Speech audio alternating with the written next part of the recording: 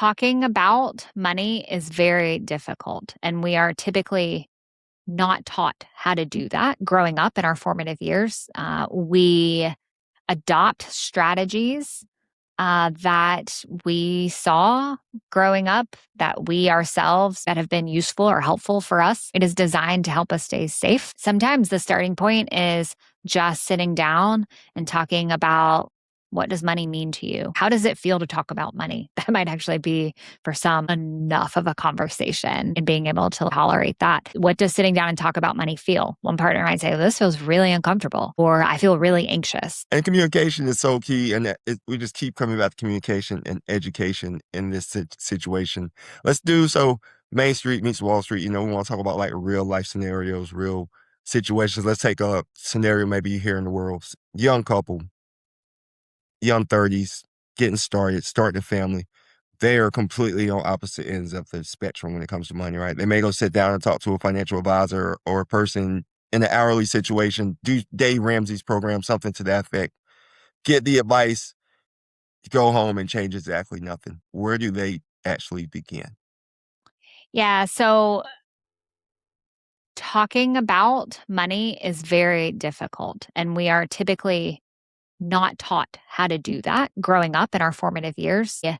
Adopt strategies that we saw growing up that we ourselves maybe that have been useful or helpful for us, going back to helping our brains, it is designed to help us stay safe. That's the entire purpose for our brain, is to help us stay safe. And so when we look at where couples start, sometimes the starting point is just sitting down and talking about what does money mean to you? Or how does it feel to talk about money? That might actually be for some enough of a conversation, right? And being able to tolerate that. What does sitting down and talk about money feel? One partner might say, this feels really uncomfortable, or I feel really anxious. Or one partner, like my husband, when we first started, wanted to talk all about it and show me all the spreadsheets, and was so excited to walk through all of it. And for myself, it was very overwhelming. Not because I couldn't understand, but because, having a response to something, numbers don't lie, you know, right? And numbers, they're numbers, right? You can't argue with numbers. That's what I was taught. You can't argue with numbers. It's a number, right? It's fact. But having just kind of my own response, just sitting down and seeing all that can be overwhelming. So for couples, sometimes just talking about, hey, what is it like to talk about money might be a great starting place.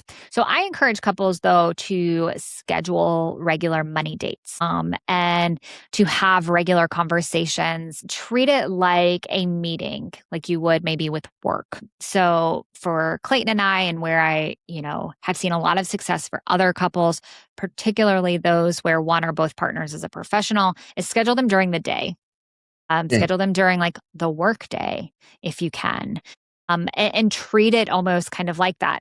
And the reason I say this is because the last thing that any of us want to do at night is to talk about money, a potentially, conversation that could lead to friction. My brain is fried. Hmm. I don't want to engage in that. I just want to zone out, to watch, trashy TV so that I feel good about myself. That's my capacity at the end of the day. As it is, I think, for a lot of younger couples, is particularly those who are raising families. So treat your money date like a working meeting, right? Schedule it if you can during business hours. Put a time limit on it. This doesn't have to go on forever. Even just 15 to 20 minutes is better than nothing. And what I think is important here is, talking about the numbers, talking about some type of numbers, but also talking about the emotions and the thoughts around it.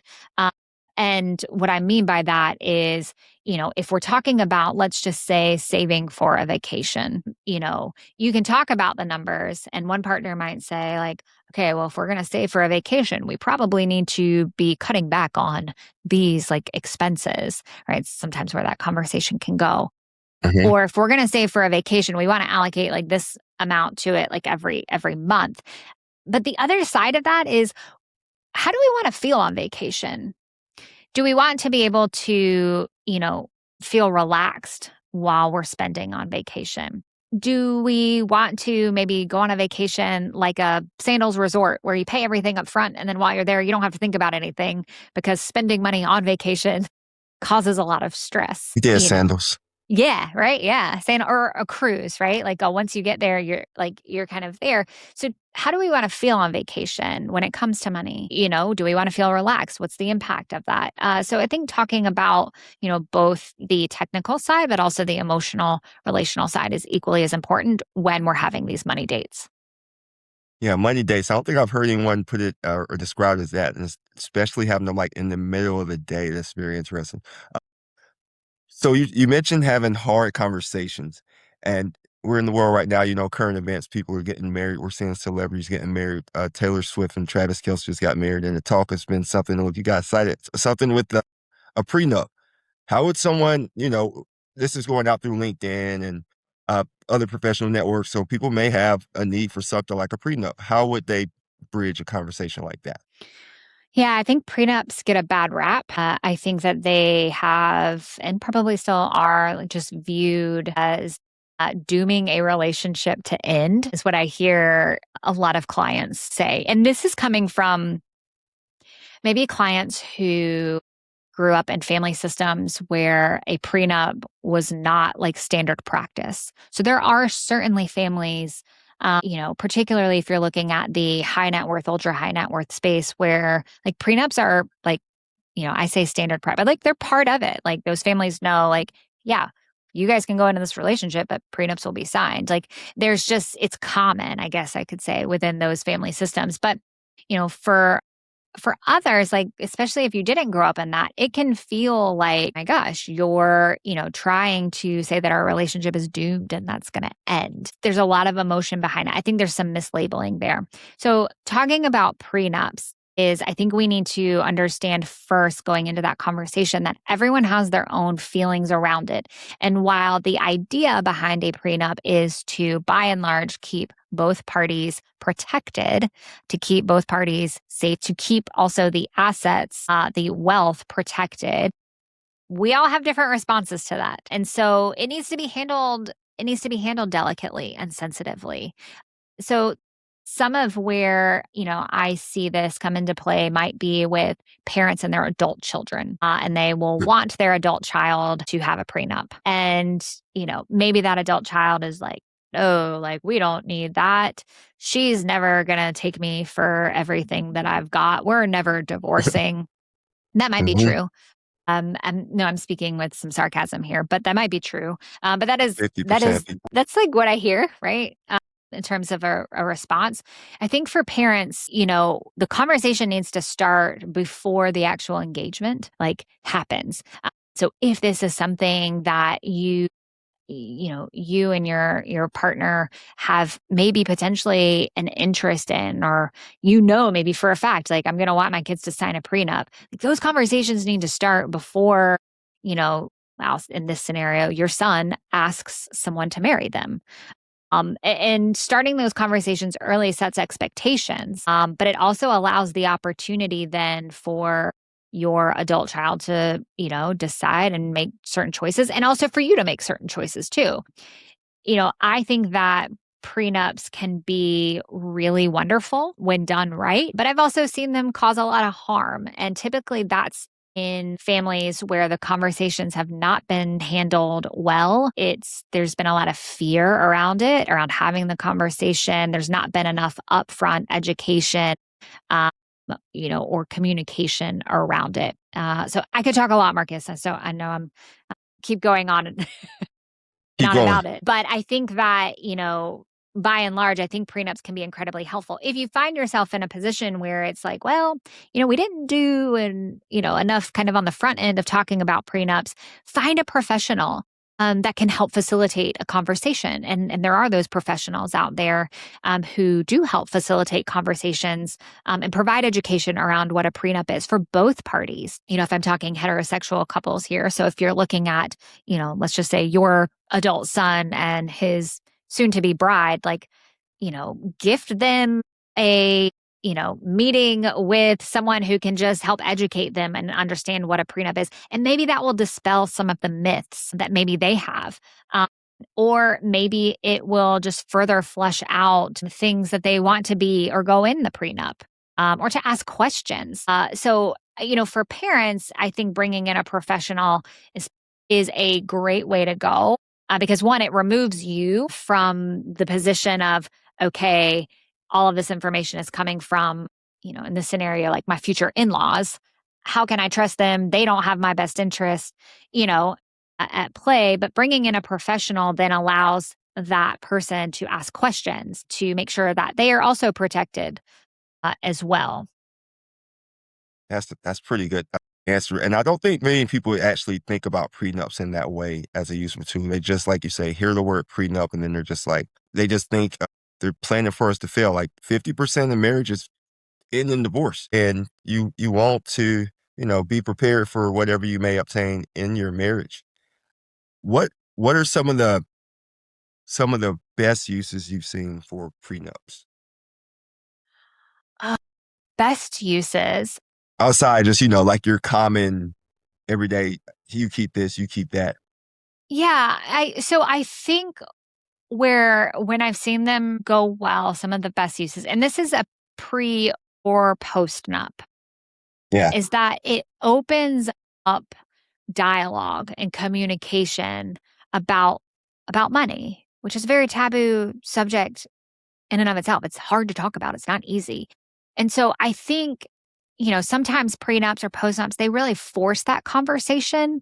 They can be the thing that forces us to talk about, like, we got to talk about money now. Okay, here we are. And so when they're done well, it really can be, a benefit to just learning how do we talk about money? What does money mean to each of us? What does security look like for each of us and mean?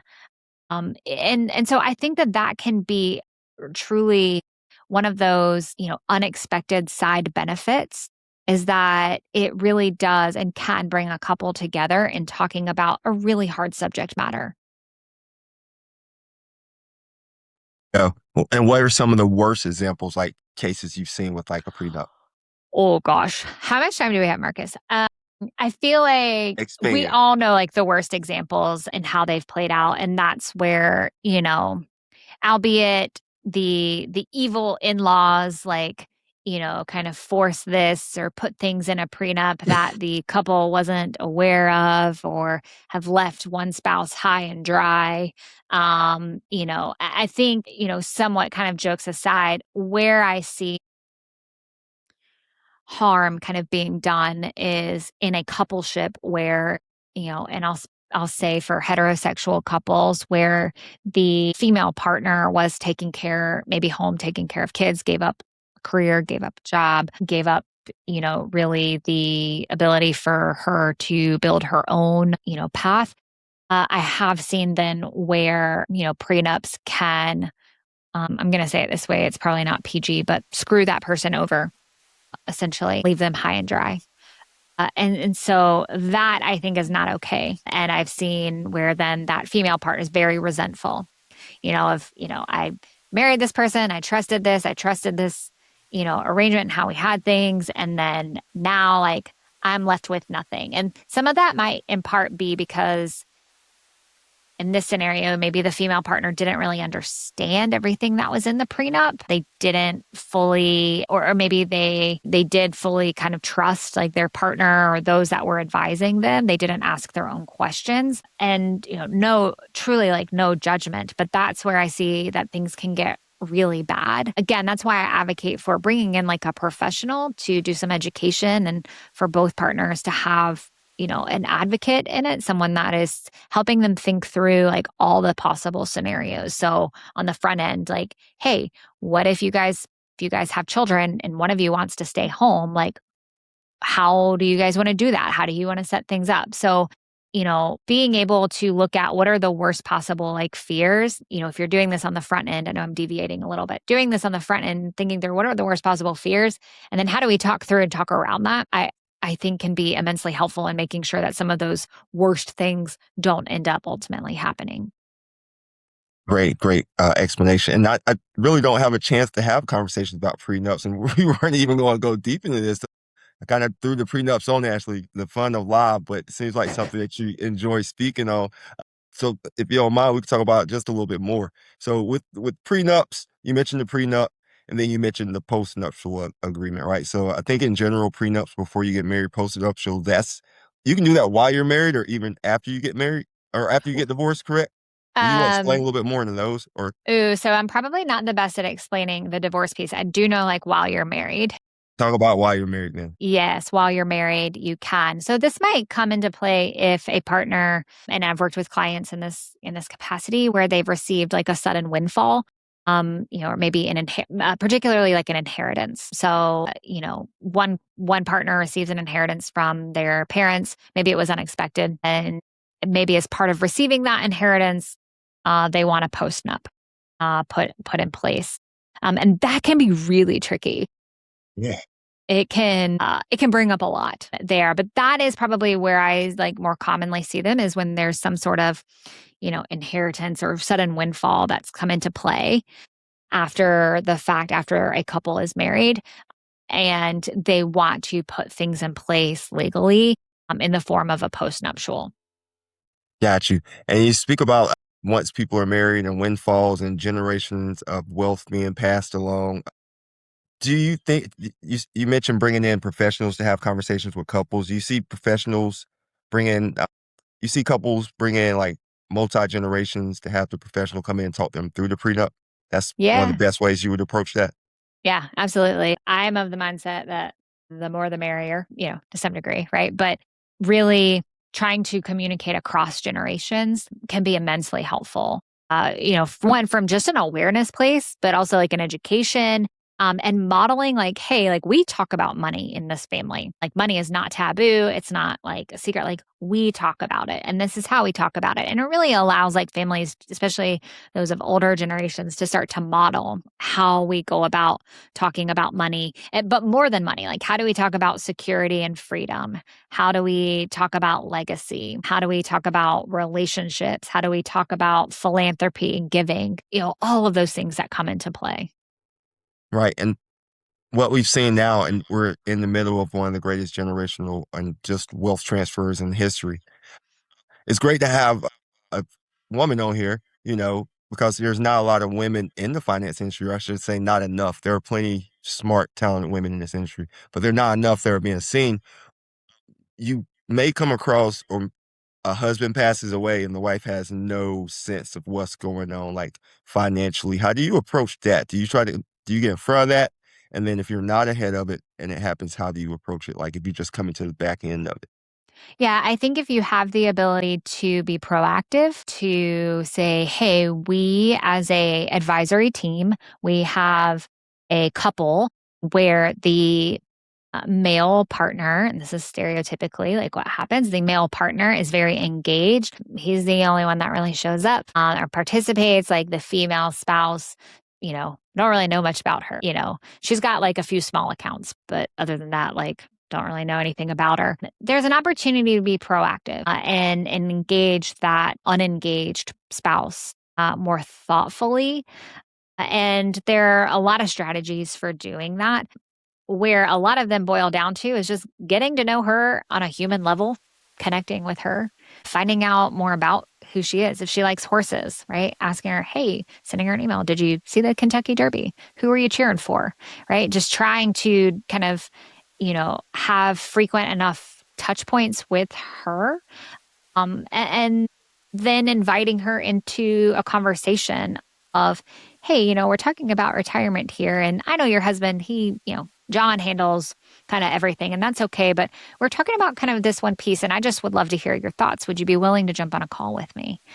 As an advisory team, I think that there's a way to strategically be proactive to helping to connect with that unengaged spouse, unengaged partner, and when you do that well, when you can do that well, you earn that partner's trust and they learn like, okay, well, even if I don't know a lot about money, I know that Marcus cares about me and I know that he is willing to help me. Right. And so when John passes, then it's, well, I really don't know all about this money stuff, but I know John worked with Marcus for a long time, and Marcus, I didn't go to all the meetings, but Marcus always checked in on me around Kentucky Derby season. And, he always asked me at least like once a year, like, what vacations I wanted to save for, spend money on, and, asked me to send him pictures. Like that really speaks to clients, right? In a way of I can trust this person, like they're there for me, I can count on them, and they're more likely to stick with you as an advisor. So being proactive is by and large like my preference is how can we be proactive like as quickly as possible. Now, the second part of that is, well, what if you've not been able to, and there's a widow that like you're working with and you want to continue the relationship. I think that there are a lot of ways to continue that. First, just educating yourself on the grieving process and widowhood. What does it look like? Because the education is helpful. What you will find in and within that is that it can look different for every person. But getting some basic education around, grief and, widowhood and how to engage with a client.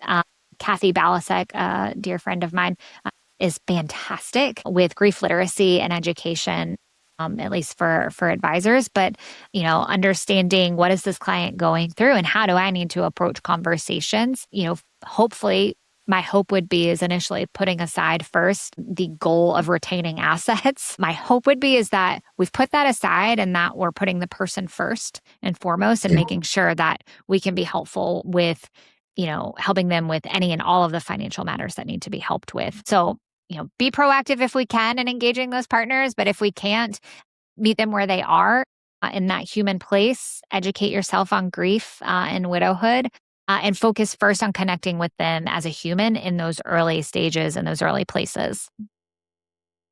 There you go. Proactivity. I don't know if that's the word. Being proactive is a good way of going about it. Yeah. I saw a stat or a headline yesterday that really like threw me off, man. This generation is different. This younger generation, and it said that like nearly 50% of adults under 30 live with their parents last year at some point, up from like 32%. How are you having those conversations with adults and with their parents? Because what we're seeing now is kind of like a prodigal son type thing where parents are also giving their children their inheritance early. I don't know if they're coming back and getting more later, but they're like going into their retirements. I've seen, and these are like not just case studies. I'm talking about like parents having to go back to work just support your children. Like, how are you having these conversations? That seems to be something hard to break because I know with parents and children, it's a hard subject to It breach. is. Yeah. I mean, first, just like validating that this is incredibly difficult. It's not what you planned for. And, I'll say like there's a grief element to that, I'm sure, right? That many parents, like I try to put myself in their shoes, like there would be some grief in that. And not that it's maybe the child or adult child's like fault, but just like, hey, this wasn't what we planned for. Like this wasn't how this was supposed to go. And I think it's important to own that and just say, like, this sucks. We didn't plan for this. We didn't want this. And there's some grief here. And acknowledging really like that part first on both sides for the parents, but also the adult children of like, this kind of stinks. I think that where parents can really be of service to their adult kids is going back to connecting them with a professional, connect them with a financial professional. Maybe it's your advisor. I know a lot of advisors now who are doing like young adult education or supporting them in that place of, hey, you've got your first job. Hey, let me like kind of help get you started on mapping out like a few things of where you could be. There are accredited financial counselors that you could connect your adult child to, but having them connect with a professional that can be another source of information, maybe even an accountability partner, or just someone to lean on and ask questions about it can be a gift. Can be a gift to them. And so I would start that like early on, even maybe while they're in college, maybe last like year or two of college, is connecting them with, some type of financial counselor, financial professional that can help them start to lay the groundwork for, hey, when you graduate, here might be some folks, right, that you can reach out or setting that can help set you up for when you do leave. I just had a conversation recording for my podcast, Planning and Beyond with Colby Goodman, right before Marcus, you and I jumped on here. And he Nice. is a career coach. And so we're starting to see this a lot more too, is connecting adult children or even professionals working with career coaches, but connect them with a career coach, like somebody, somebody like a Colby who can help develop some skills for going out and being successful. Going back to what we talked about at the very beginning about figuring out things that you can control. As parents, what really, really stinks is that, and I've realized this the older like my kids have gotten, is that I have less control over them. And Never really had any control. I know. But I used to think that I used to have like a lot more of it. And I don't really like that, but it is true. And so knowing that we really can't control like our kids, especially as they grow to be young adults, but what we can control is maybe offering opportunities for them to meet with professionals that could help set them up for success or, set them up in such a way to where maybe they don't come back. Maybe they don't come back home. Or maybe the plan is for them to live in your home for a set period of time to build up enough savings for a down payment. Or as a parent, if you're looking at how do I help my adult kids? Maybe it's offering, maybe if instead of paying like a bajillion dollars for a Taylor Swift, Travis Kelce wedding, maybe it's saying, hey, we will actually gift you this money as a down payment for a home. With housing prices being what they are, like cost of that might be much better, right? Than, getting married in Madison Square Garden, having the Empire State Building light up. I don't know, maybe, maybe not. But I think that there's a lot of thoughtful ways that parents in particular can start to look at helping set their kids up for success, albeit bringing in a professional or, again, down payment like on a home. And you can talk to your advisor about that. Like they are likely a wonderful resource to be able to have those conversations with. Very good, very good. And once again, I love all the resources you're mentioning from Colby to just different people that you can reach out to and things to find out. Education is a very powerful tool. So we're talking about, the parents.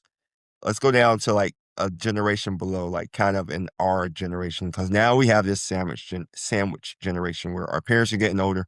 We're having to take care of our parents, but we're also having to raise families. And it's not a new phenomenon. We're not the first people to have this happen, but we have the internet. We have ways to put it out and create terms. How would someone in this sandwich generation, approach this for their financial planning? Just from how do you approach that? Because you deal with the psychological and the financial piece. Yeah, you're throwing out all the great hard questions. I mean, how do you deal with it? I don't know. Like I don't have there's not a framework, at least that I'm familiar with. There's not a framework or book that says if you do it this way, this is what's going to work for you, your family, and your parents. If you're married, like you might be looking at taking care of both sets of parents. Yeah. And like with grandparents as well. So my grandfather is 91 years old and Mm. still lives independently, like in his home, in his house that he's been in he moved there when I was 10. So like 30 years now. So you might not just be looking at your parents. It might also be participating in taking care of your grandparents Mhm. as well. So, it's could be multi generations. How do you deal with it? I think first and foremost, if you're married, this needs to be a topic of conversation with your partner. And it has to be something that you talk about. Like, hey, what are we able to do first and foremost from a financial standpoint? Like, what are we able to contribute? And it may not just be financial, it might also be time, might be, mental, might be emotional. I think that there's an opportunity here in looking at if you've not had conversations with your parents. So I'm thinking like our generation, Marcus, like, the peanut butter jelly in the sandwich. If we're looking at that, like, how can we start to have conversations with our parents? What information do we need to know? Like what policies do they have in place? What does their insurance coverage look like? What type of estate planning have they done? Are there any holes there? What are things that you need to know that would be helpful? What's their long-term care plan? I remember a conversation with my dad, like when I asked him about this, and he was Mm. so angry. He was so angry because what he thought what he thought I was asking is, or talking about, and this has been many, many years, is that I just want him to go in a home. Like, that I was like, put him How it's away in a nursing home. And, you know, through some choice words that I regret on my side. I'm very passionate. It's like the Puerto Rican, my dad's half Puerto Rican. It's the Puerto Rican like in me, very passionate. how We you were how able, you say it. You don't have to say the exact words, but don't say the exact words, frame it. yeah, well, I'm not going to say it, but my dad was able to say, and we were able to talk about like how my intent and plan in asking about his long-term care plan was to just know what are his wishes. So at the point in which he's not able to, or my mom, like physically able to care for themselves, like what do they want? Like what are their wishes? And is there anything like that needs to be put in place now? So like there's an opportunity, I think, for folks of our generation to start having those conversations with their parents. You don't have to wait for your parents. You're an adult. And that can feel a little strange to be like, oh, I'm an adult and I can actually lead the charge in talking to my parents like about this. And I think if done from a place of care, which now I know regretfully, like learn the hard way how to approach that conversation. But I think if it's done through a place of like, I care about you and I love you and I want to understand like your thoughts around this so that, we can support you. I think it can be a wonderful conversation. And so that should be done. Like if it's not done, I would encourage, couples, I would encourage people to start having those conversations, with their parents. And it doesn't have to just be centered around like money, like, well, how much money am I getting? How much money am I leaving? Uh, it doesn't have to be that. You can start with like, hey, what are your wishes? As you approach, kind of even this next milestone, or if you become physically like unable to care for yourself, like what role do you want me to play, in that? And so those can be just wonderful bonding, I think, conversations if done well. But, you ask like, how do you deal with that? I think first and foremost, you can't deal with it until you really know the lay of the land and what you're dealing with. And the lay of the land is really that information on like both sides. What are your parents' wishes? What are also you and your spouse, your partner, like what are you able to take on? And also thinking about, your kids too. Like what do we also want to be able to do to help support and set our kids up for success? To the education. It Yeah. falls back to education and communication. This is good stuff, by the way, too. I really appreciate you just like breaking it down for people. These aren't conversations that we generally get to have on Main Street. So, but we need to have because we're having them, but not communicating in the proper way. Like you said, when you asked your father about that, what are his plans? You just thought you were ready to put him out the pasture, you know? Yeah.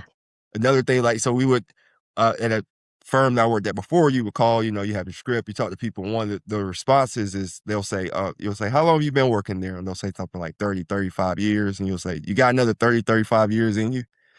And sometimes that hits differently. You know what I mean? Like sometimes you mean like your intention is like 30 or 35 years working there, but they automatically like, they're thinking like, what are you saying? Like in life or what do you mean with 30, 35 years? So, Oh, yeah.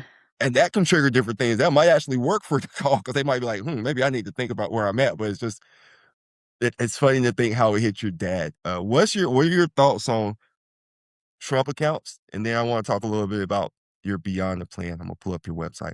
What are your thoughts on the Trump accounts right now? Trump accounts. So I will be clear that I have very minimal knowledge around understanding them. So what I will say is that this is a conversation my husband and I are having on the personal side right now.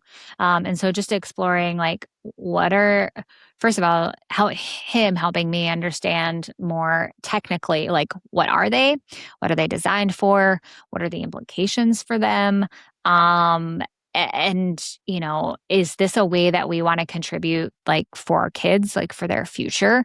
What's the impact of that to us? Are there other ways that maybe we would or could potentially invest at least in their future? And so we're looking at it like from like a kid, like from our kids angle, but also just exploring, I'll say, just more impact there. So I won't get into just my thoughts around the technical aspect because that's not what I'm qualified to do. But I will say that it is becoming a popular topic amongst couples in exploring what does this mean and is this an option that is good for us and for our kids. And so I think anytime something like this comes out, I think it's important to visit. You know, I don't always like to because I don't really actually like change. And I'm of the mindset like, hey, we have like our kids set up in this way, like, you know, they have their own investment accounts. Like, we're teaching them about that. Like, my God, do we have to have like one more account? Like, one more thing like in our e-money, in our e-money In the account that I have to portfolio. see for like I'm just ugh, like I can be overwhelmed by it. When I pull back from that initial response and reaction though, it is good to be able to talk about that and just explore because you don't know, right? You know, I don't like change. I like things being simple. I don't like making things more complicated than they have to be. And not that a Trump account does that. I'm not saying that. But sometimes in our own money conversations between Clayton and I have a tendency to not want to explore things because, if it ain't broke, like, why we need to go like changing things, right? And so I think that this is a great opportunity for advisors to be encouraging couples to talk about it. I think for couples, this is a great opportunity to talk, between you and your partner. This needs to be a joint decision. It can't just be one part, like it needs to be a joint decision. And learning a little bit more just around like, hey, what does this mean for us? And is this something that we feel okay enough to get behind?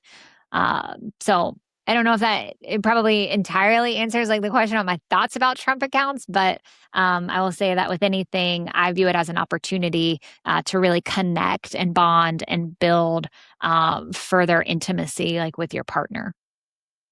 Yeah. And see, you and your husband, you mentioned that you already have these accounts set up for your children. You talk about with your children as well. I think that's part of the initiative with the Trump account, Invest America accounts, whatever they're actually called Invest America accounts. That's what, but people call them Trump accounts. It gets more, or maybe it's the Best America initiative.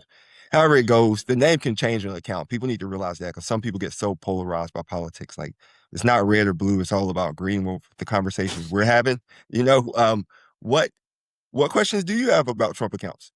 Excuse me. What questions do I have about Trump accounts? Yeah. So I would say like right now, like is my question within for our personal context is this something we want to pull the trigger on now or later? Do we need to pull it now? Can we cash flow that now? Um because we're certainly looking at that. What are we potentially giving up if we do? And so those are questions that like we have to actively like answer for ourselves and look at. And we've, started to do that and earmark some time for that. I don't have, I'll be honest, like I don't have technical questions, mostly because, and this might sound, incredibly like ignorant, but I don't know if I care too much about the technicality part of like how it works. Some of that is I trust Clayton. Mhm. I can also do reading myself and read about how it works and it makes enough sense to me. And so this is one of those things where it might logically like make sense, but I find, and this is shocking because I'm a therapist, right? Is that I'm going to look at it from a different angle and not just a technical side, but does this make sense in relation to everything that we're trying to achieve and do on the personal side? Do we, or what do we have to say no to in order to fund this personally? Opportunity costs. Yeah, exactly. Clayton's a lucky man if you look at everything that way. That's quite the approach to Uh, take. I don't know if he looks at it that way because when I say, what do we have to give up? I'm like, that vacation, we got to give up that vacation. Do I need to, if I have to scale back, getting my hair done, if I got to go now like 12 weeks, nah, we're not funding Trump accounts if it means like having to push back my hair appointments. So he might differ. He might beg to differ with you, Marcus. Yeah, he might beg to differ. I mean, I think high level, like you said, with the technicalities of the Trump accounts, I mean, they do have different benefits, but I think one of the bigger benefits I kind of compare it to like the 401k where you get the match is that people are just donating money inside these accounts. So that could be one big benefit, but you won't reach the full potential that they're showing it for projections if you're not putting $5,000 a year in there. So Exactly. personally, we already have 529s, full disclosure, like for our children, but I definitely click that Trump account box. But I have not put anything in there yet. And I don't know Yeah, because that's further conversation to have. But if something exactly. goes inside of the account, right, like it's already in there. Yep. And I showed it to my kids and we had a very interesting conversation. They told my wife the next day, or maybe later that same day, they were at the store. They were like, we can buy this and buy that. And she was like, with what money are you talking about? They were like, the money on daddy's phone. We got money on daddy's Oh, phone. We Lord. own stocks. So like that kind of, those kind of conversations are just interesting conversations. Cause then I'm like, no, you got to save money, right? We're investing money, So it just brings up a different kind of conversation. Yeah, it does. Yeah, it does. I love that. Yeah, yeah. Let's talk a little bit. Coming up on time. It's just been flying, man. It's been a good conversation. This is your website. Let's talk about what you do. Talk about Beyond the Plan. Tell me when to scroll down and let folks know. Let's just spend a few minutes on that. How'd Yeah, you get to sure. Beyond the Plan? I appreciate that. So high level, like what we do at Beyond the Plan is we help firms implement financial psychology support to their clients, but also to their teams. And so, going back to, I shared at the very beginning a little bit about my journey and just my thoughts here. I feel very passionate about being able to serve and help both ends, both on the advisor end but also on the client end as well. And so, what's unique about the work that we do is there are a lot of people who are, either financial behavior specialists, wealth specialists, wealth psychologists. There's a lot of different terminology like there. And really, primarily, the work that they do is geared more towards clients, helping and serving just the clients. And I'm not saying not all, but that's not new, is bringing in someone with a psychology background, a mental health background to help serve and work with clients. Like that's not, it is new, but it's been around for actually a few decades, believe it or not, primarily in the ultra high net worth space. Um, but what we do that's different is that we're not just doing that. We're also helping train your advisors and your team, and we're helping your firm to differentiate itself in a market where, services they're all kind of the same, like at least in the RIA space, managing investments, like what makes you different from another investment manager? With technology coming in, AI, doing a lot of work and helping to firms to be more efficient, which is great. It's fantastic. Being able to say, hey, like, yeah, we're more efficient, but also because of that efficiency, it allows us to have informed, deeper relationships. And the question that we ask is, do your advisors know how to do that? Do they know how to do it well? And so, the work that we do, at least on the training side, is we train on 7 skills. We call them our 7 core relational skills, and they're all centered around how to help advisors form better relationships, but not just forming better relationships, but being more confident and knowing how to do so. Because confidence matters in professional relationships.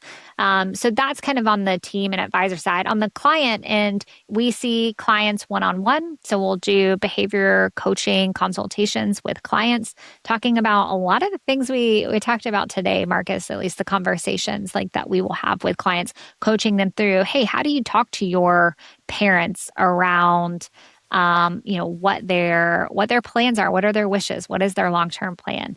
Some people are like, I don't even know where to start with that conversation. I have no idea how to have it, but I know that it needs to happen. And so that might be a scenario where we come in and we meet with the client and coach them through how to do that.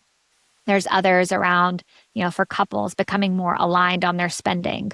Or how do we have a money date? How do we talk about this?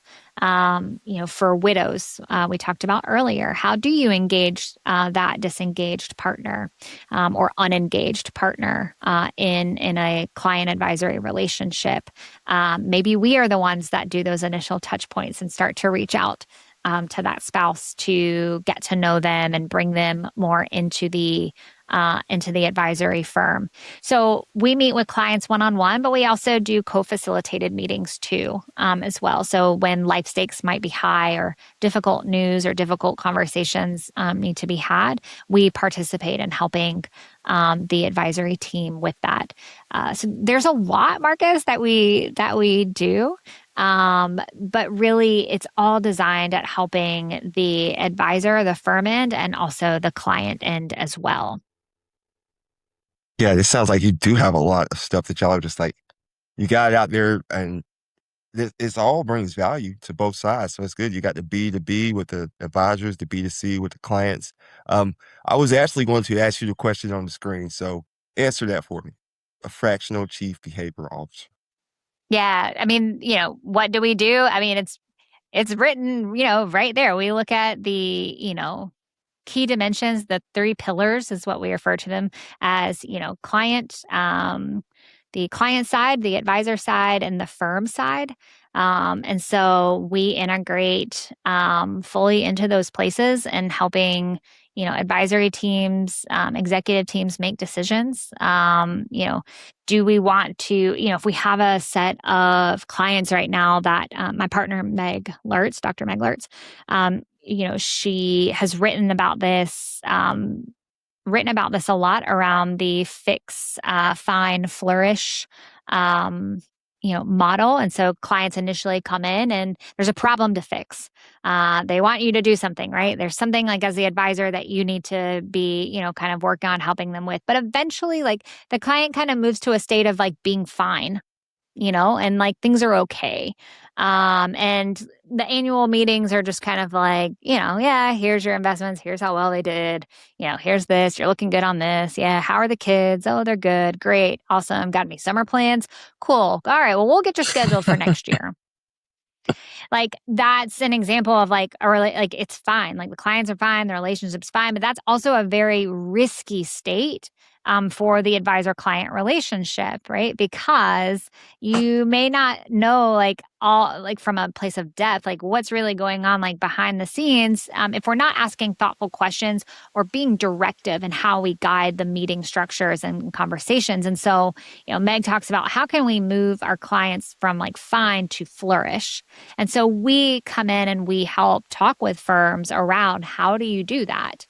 Like, how do you help your clients to flourish? What types of meetings can you have or questions can you ask even within that annual review meeting? So we serve as like strategic partners in that place and helping firms, really elevate their level of service. It doesn't have to change like drastically, but even just adding a few extra questions like into a, annual review meeting or a discovery process, you might be surprised at how that can really start to transform, the client relationship and even possibly like make, that client a great referral source as well. Nice. So y'all come in, just fill the gaps. You help them where they We need fill to the be helped. gaps. You're Yeah. like, I don't know if well, you're from down here, so you've heard of BASF. Like BASF doesn't make things, we just make things better. Is their Yes. motto.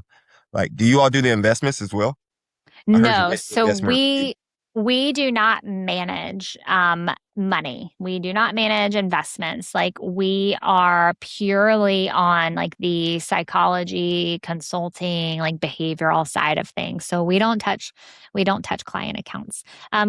When it comes to investments, like we might help structure investment conversations. So how are we talking about risk? How often are we talking about risk? Like we look at more conversation design, not so much, consultation on, the technical, part of portfolio management or plan design. Got you. So you do what you're good at and let the like what your secret sauce is and let the other people take care of that Let stuff. them, yes, let them take care of the other stuff. Yes, It's yes. that works out in so many different ways. I want to ask you about your podcast before we go, but I have another question for you before we get into that. Right. So we're sitting here. I think you said you were 40, went to app. I'm 40 plus, 45. If your children, because like we mentioned our kids earlier, like my kids, they kind of know what I do, I guess. I haven't really gone too deep in like explaining to them what I do because that would be a deeper conversation. Some, the older ones, yeah, but the younger ones, they wouldn't really understand. So if your kids were to see this or anything you've done 20 years from now, what would you want them to take as like an impact from what mommy did in the world? Ooh, that's a really great question. First and foremost, I would want them to think, wow, my mom was cooler than what I thought or gave her credit for. I think everyone does that eventually.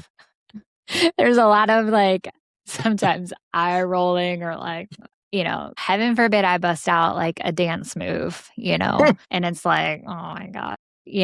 So I think first and foremost, I would want them to be like, oh, my mom was maybe a little cooler than what I thought or what gave her credit for. I think beyond that, just in terms of the impact, like I would hope that they see that my heart's desire is really, truly to help people be really the best versions of themselves. Makes me a little emotional, I guess, like thinking about, that's really what I want is to help people be the best versions of themselves.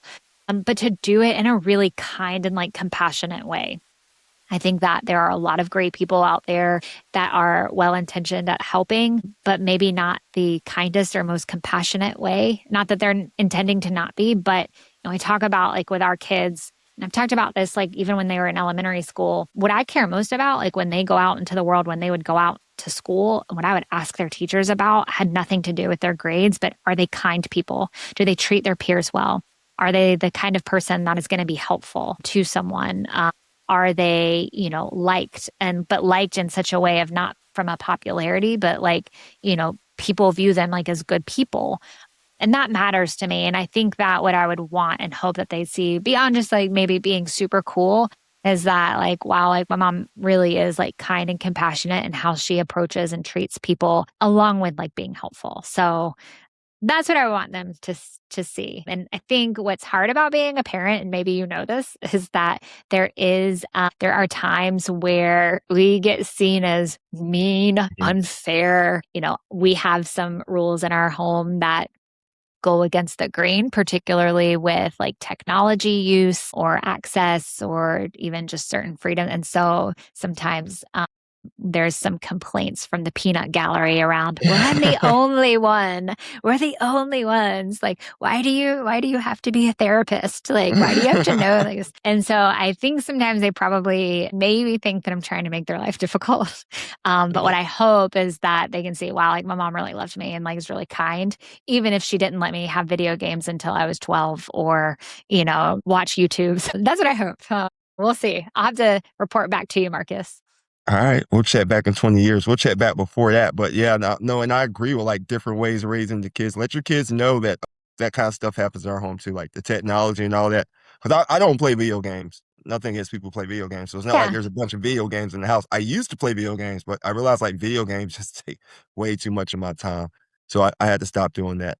There are other things. I'm the kind of person who like once I'm on a task, I have to get a task done. I have to accomplish things every day. I hear you. And unless I was like a streamer on video games where I was getting paid to do it, I would feel like I didn't accomplish much of anything. Yeah, I'm with you.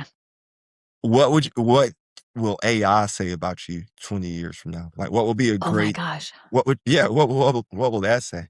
I have no idea. And that actually like terrifies me to think like what I mean, I guess maybe it's no different than what like Google would say, like from an SEO, like I guess like it would probably list some of the works that I do, my credentials.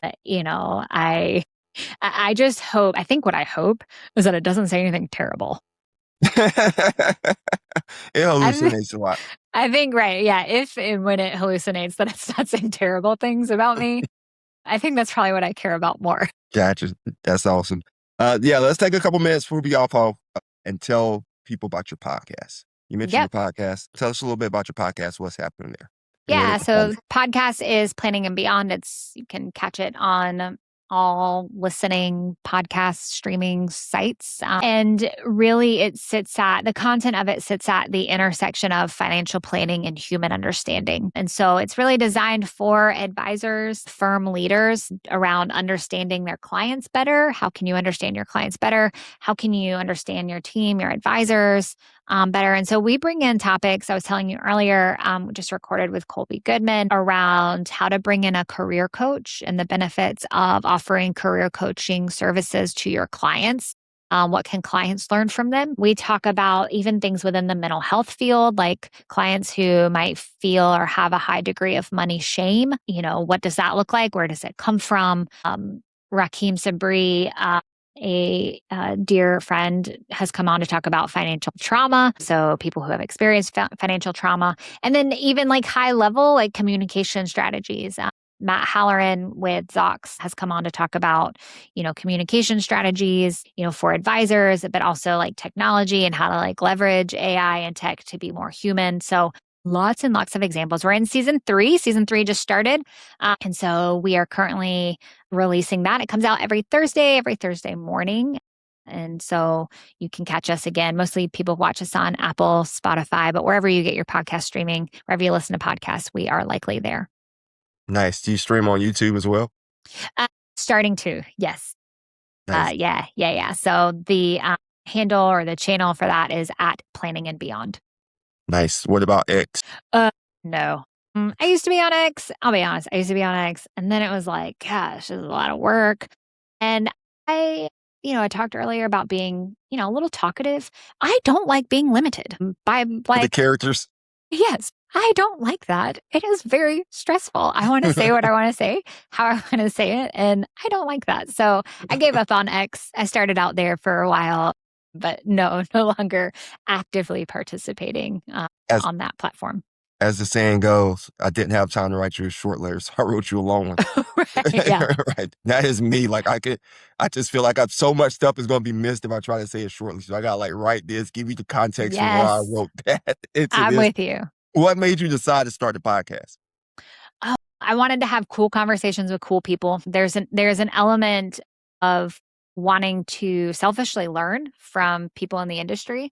Podcast is a great way to do that, right? You bring on people, you learn from them. So I've had fantastic guests, and I, won't be able to name them all, but Dr. Jim Grubman, Moira Summers, her episode will be dropping out later this fall.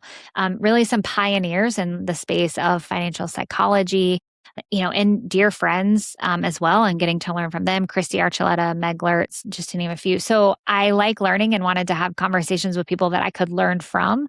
But I also wanted to really help advisors look at relationships and helping clients through a different lens. And there's not really a lot of podcasts out there that focus on the type of content that we do. So it seemed like an opportunity. I also like talking, Marcus. So it's easier than writing for me as well. Nice. Now you can just talk and have it written for you with AI. It can like translate it Exactly. all Yeah. into it for you. You use a lot of AI? I use it for brainstorming. I use it mostly like on the business side, like helping with things, particularly like, so for example, we've started to explore like, hey, we might need a W-2 employee. And so I'll go back and forth and kind of ask like about how is that structured, trying to learn, a little bit about that. So I'll use it on the business end.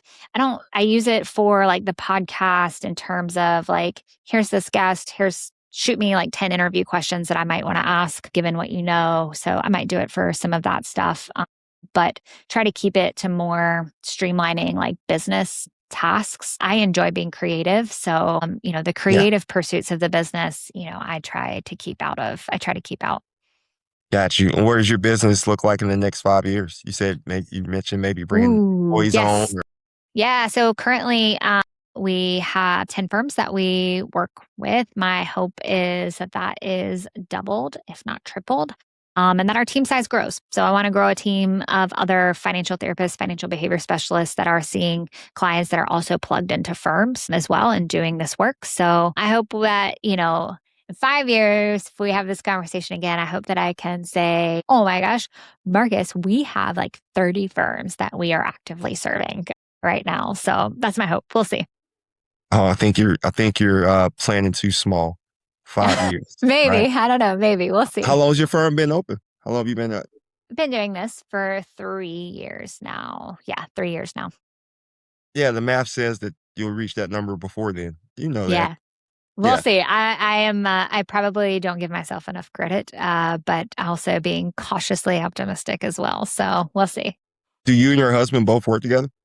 No, no, Oh, we so love that's each a other. Yeah, we love each other. So no. but in the same field, but not does his firm work with your firm? So not like not like overtly directly, but there are times where Clayton or one of his like they'll ask me like questions about like a client, or I've gone and sat with clients or met with some of their clients around issues or struggles and stuff that they've had. So it's not a formal engagement, but that's probably for the best. So like I said, we're both firstborn children. Mm. We are both very ambitious and we have our own ideas. And so it is very, very good for our marriage. I think that we have like our own separate spaces to exercise all of that. You challenge each other. We do. You That's a good push word each for other it. to be better, though. That's a good thing. It's That's a a good good word thing. for it. We're about to go. Before we go, I wanted to give you time. Like looking at this screen right now, you don't see this too often, right? How could we get, if you had a way to get more people into this industry, like, women, we don't see a lot of women. We don't see a lot of other type of minorities. See a lot of people. I don't know Clayton, so I'm assuming that look like Clayton in the industry. But what would you say? Because I know personally, I want to see more people because it helps more people understand. Like women generally want to work with women. Black men generally kind of want to work with black men. How do you see us growing the industry for more people to I think that's a loaded question and one that would be hard to sum up very quickly. What I will say is and that take your time? I do think that it, in many ways, requires those who are in privileged positions doing advocacy work, offering opportunities for those minority groups and financial services, and even doing, some outreach there. So there's probably a lot of answers, Marcus. I think that, so I have a good friend, Stoy Hall. He's the owner of Black Mammoth. He's a financial planner. He does family office work. And so he's all about being loud. And it's one of the things that I find very endearing about him is, being loud and being loud, saying it proud, like speaking out there for these minority groups, because I think that that's important. And when, others like women or black men or black women or other just minority groups, right? When they are out there and they are loud about the work that they do, people notice. And so, I think it's a systemic, problem. It's not just there's not responsibility, I think, just in one place. It's more systemic, larger than that. So I think it requires those that are at the top, being more open and advocating for those minority groups. But for others who are in those minority groups, like be loud, be loud out there about the work that you do. And yeah, That's a great answer. That's a great answer. Where can people find you? hang out on LinkedIn a lot, way too much. So I am there. Feel free to reach out to me there. You can check me out on the podcast as well. I spend a lot of time engaging there. We're starting to venture into YouTube, so you can engage with us in our content there. But yeah, those are three places that I would encourage people to reach out to. You can find me through or good old fashioned email. You can go to the contact page on our website, beyondthefp.com. Head over to the contact form and shoot me a good old fashioned email. I'd love to hear from you. Very good. Very good. Thanks, Ashley. Yeah. So for those who don't know, I borrowed Ashley for, about an hour and a half today. So I really enjoyed your time, but time is valuable. Is there anything else you want to say to anyone else or No, to the I world? appreciate the good questions. I appreciate the conversation. It's been a lot of fun. Yeah, we'll have to do this again at some point in the future for sure. We'll have another conversation. But thanks for everyone watching. Check out Ashley's podcast. Check her out if you have questions for your financial advisory planning firm. Check out her LinkedIn. I've seen her on LinkedIn. That's where we connected, or just send her an email. She has some great answers if you got questions about anything that we've covered. I'm pretty sure everything we talked about today is probably a service that you can offer too as well, correct? Like, Yeah, I would say most of it. Yeah. excellent, excellent. So Main Street Heart meets Wall Street Smarts. Thank y'all for tuning in. Thanks, Ashley.